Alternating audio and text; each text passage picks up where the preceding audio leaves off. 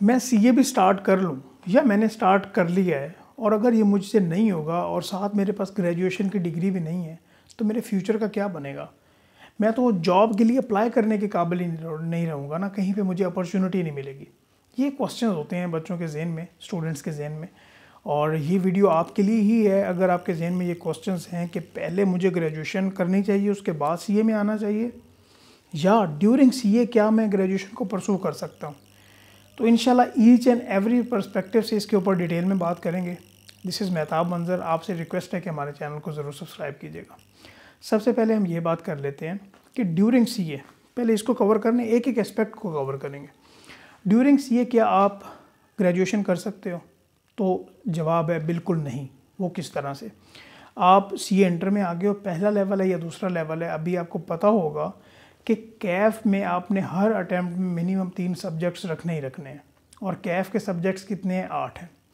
अगर आप सीए के साथ ग्रेजुएशन में आते हो तो आप किस तरह से मैनेज कर सकोगे अपनी ग्रेजुएशन? 3 पेपर सीए के मैनेज करना एक अटैम्प्ट में आसान बात नहीं है। ठीक है, आपको अच्छा टाइम मैनेज करके साथ चलना पड़ता है, तो साथ आप यूनिवर्सिटी की ग्रेजुएशन मैनेज नहीं कर सकते। यहाँ पे अगला पॉइंट ये रेज होता है, सीए इंटर के बाद क्या आप ग्रेजुएशन में जा सकते हो? तो जवाब है बिल्कुल यस, आप जा सकते हैं और उसमें आपको एग्जाम्पशंस भी मिलेंगी। काफ़ी यूनिवर्सिटीज़ हैं, उसकी लिस्ट पहले हम आपके साथ शेयर कर चुके हैं। उनमें आपको 4 साल में से 2 साल की एग्जाम्पशन मिल जाएगी और आगे आपने 2 साल करने होंगे। 2 साल में आप ग्रेजुएशन कर सकते हो। अच्छा, यहाँ पे क्या बेस्ट ऑप्शन अवेलेबल होता है कि आप सीए इंटर के बाद अपनी ट्रेनिंग ना करो और ग्रेजुएशन कर लो? बिल्कुल नहीं, ये भी कोई ऑप्शन अवेलेबल नहीं है।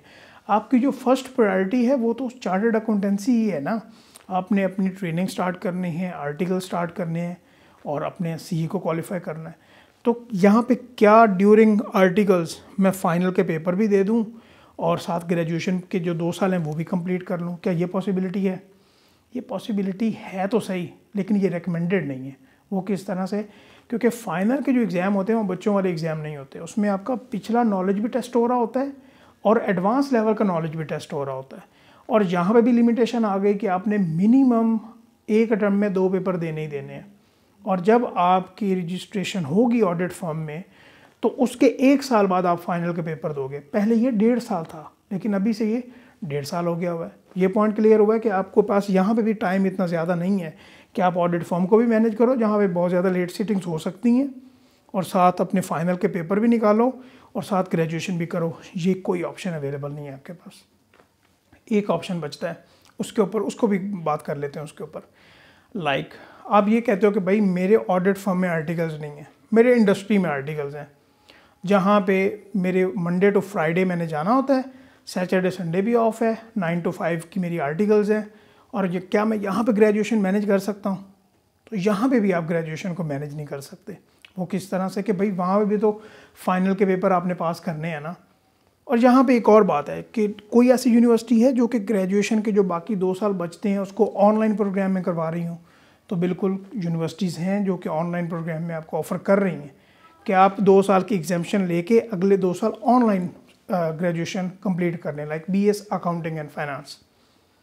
तो ये ऑप्शन सीए में आने के बाद आप ऐसे समझे कि ये आपके लिए फिजिबल ऑप्शन नहीं है।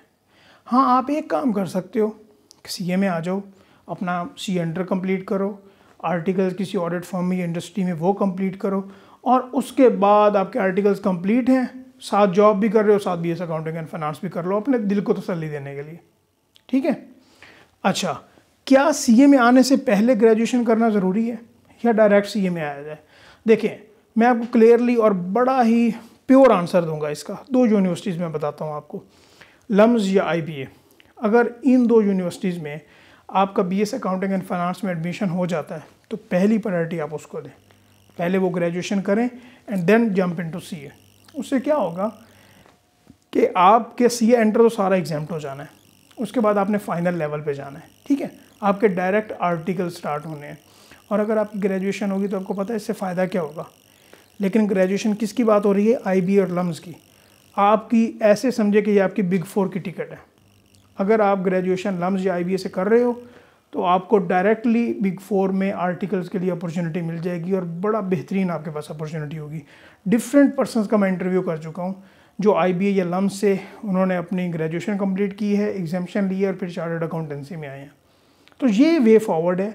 ड्यूरिंग CA ग्रेजुएशन का कोई ऑप्शन आपके पास अवेलेबल नहीं है।